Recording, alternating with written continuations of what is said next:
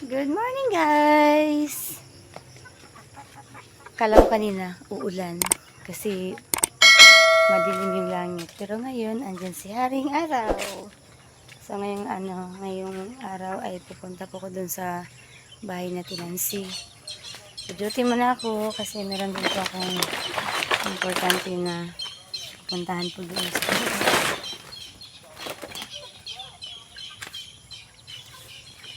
si kuya, sila ni kuya dito ay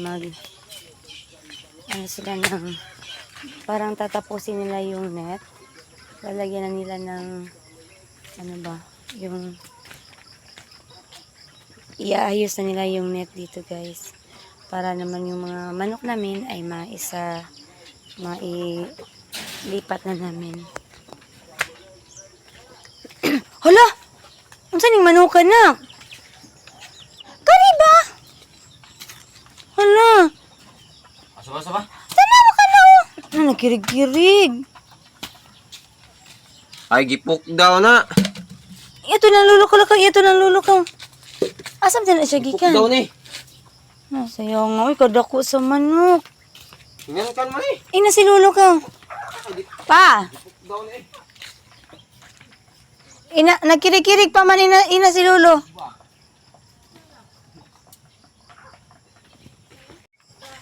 May manok na naman sila ni Papa na.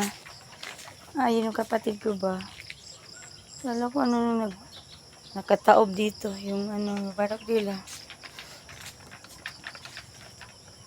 Kaya minsan, guys, parang nangangamba din kami sa mga manok namin.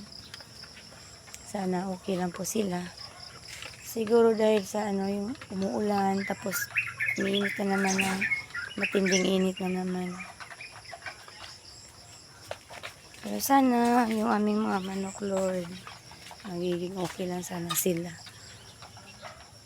Yung aming pigi, grabe to kahapon, guys, nakawala. Naka-escape sa kanyang dito. Kaya naghabulan kami ni Kuya kahapon nito, guys. Grabe ang bilis tumakbo.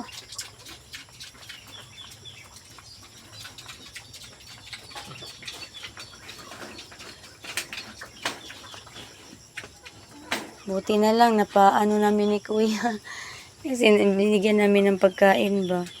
Buti na lang lumapit siya sa amin, kaya yun, inano na namin ni Kuya. Inano namin agad. Yung parang gidumog na. natagak.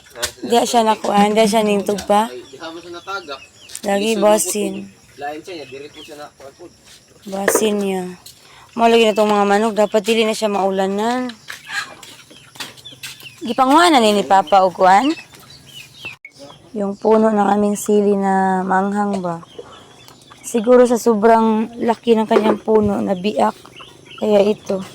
So, dadalhin ko na lang to, guys, para doon sa tapon. Kasi si Andrew, sobrang maano sa ganitong manghang na sili.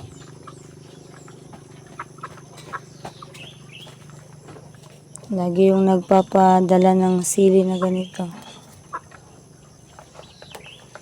Ayan, sayang na siya, guys, kasi malaki na yung puno niya. Pero yung natira doon, kalahati na lang. Ay, hindi man siya hinog, pero maanghang talaga siya. Guys, dadalhin ko doon, nagkuha ko ng mga kangkong, malunggay, at saka sibuyas dahon. Dadalhin ko to sa tapon. Mag-gisa ako ng kangkong doon. So, alis na ako, guys. Be, tabangis Kuya Ribe. Si Kuya James maglalaba. Sila ng net mamaya. Guys, nandito na ako sa bahay ni ate. At nakapagluto na ako ng itlog na para siyang pizza. Ito, guys. Nagluto ako ng itlog. Tara! O, diba para siyang pizza?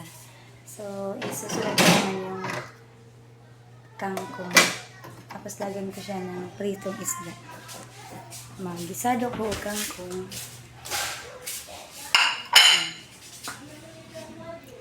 Gisadong kangkong. Para may gulay sila. Si RR na ano silang entrance. So, maaga siya umalis. At wala siya tigol namin dito.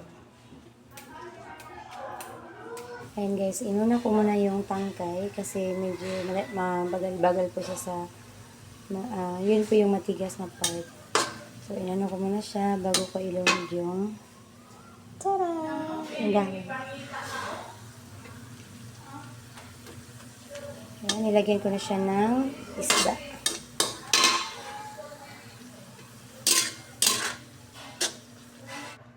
Gulay kayo dyan. Adobong kangkong. Ayan guys, nagprito tayo ng isda kasi meron sila ni ate na yung hindi naman siya sira na isda. Yung hindi na ba na bibili doon ba? Wala nang bumibili. Kaya, ayan, piniprito ko guys para pwede siyang gawing torta. Paghaluan na siya ng carrots, yung mga lamas. Pwede rin talong, lagyan siya ng talong. Tapos imay-imay lang siya ng maliliit. Nahanapan ko siya ng paraan. Mamayang hapon siguro ay magtorta ako ng isda. Lagyan ko siya ng carrots at konting talong para i-mix ko dyan sa isda. Sayang naman guys kung itapon. So, hanapan ng paraan para magiging ulam pa siya. Uy! Sayang guys, sinuot ni Mado yung binigay ni Ninang sa kanya. Pero nga, hindi siya naligo kasi pinurga daw siya. Kano sa makan ni Purga? Gapon? Atong Friday? O kahapon.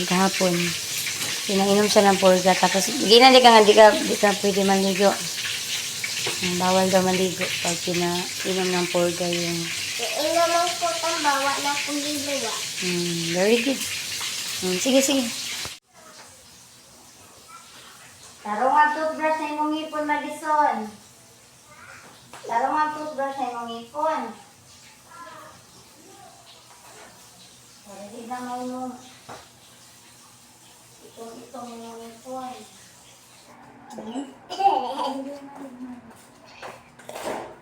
Tamak, Madi. Ha? May map. Tara, Madi. Itiwas, ugma pa lang natin. Dito, Madi. Dito, Madi. Itiwas, dito.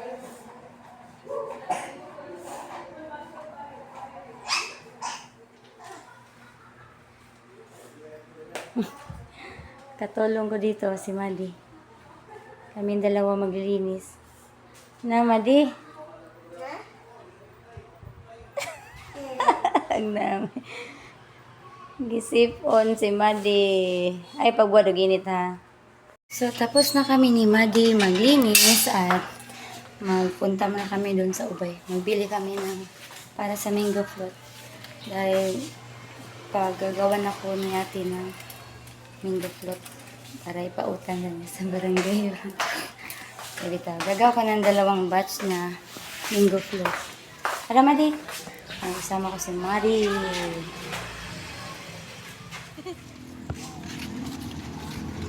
Oh, saliga kay nindot kag dress Oh, dili kinay motor.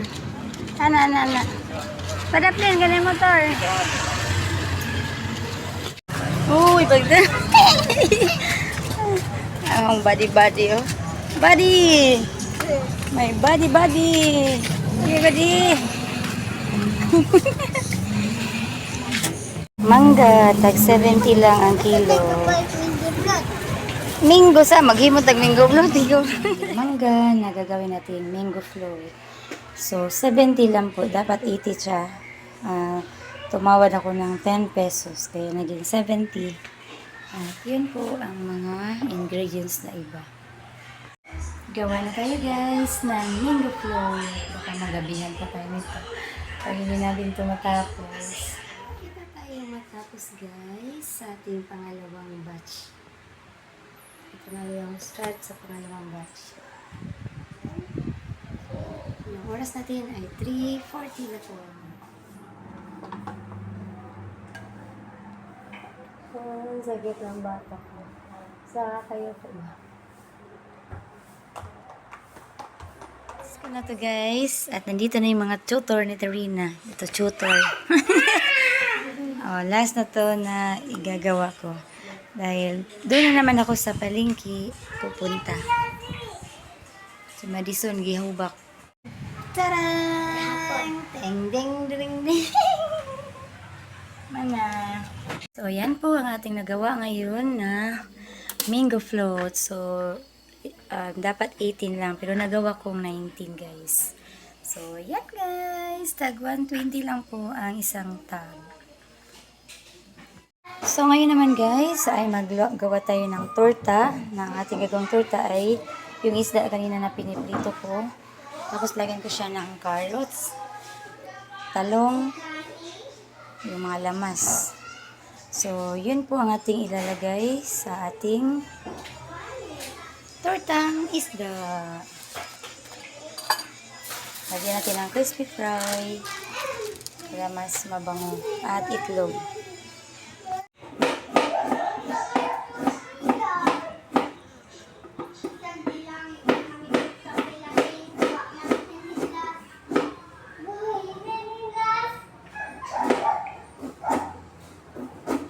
So, ito na guys, na ano ko na to, na hiwa-hiwa na maliliit yung gulay at yung isda natin ay nahimay ko na. So, lagyan na natin to ng cornstarch at flour at itong crispy fry. Para magprito na tayo guys. At ito na yung ating mixture sa talong, carrots, yung crispy fry, cornstarch at flour. Nilagyan siya ng sibuyas bombay at ahos. So, ito na guys, yung ating tortang isda na may gulay. So, kahit pala ano ang gagawin niyo, no? Sa torta, magagawa din pala talaga. Okay. Pero talaga guys, ay medyo gabi na, magsa 7 na. Ipagluluto ko muna sila. Tapusin ko muna ito guys.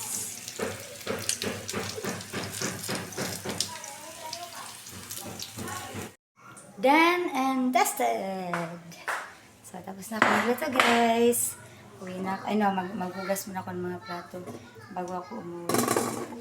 So, ito na guys. Tapos na ako magluto. So, thank you for watching. Maraming salamat po sa inyong panonood guys.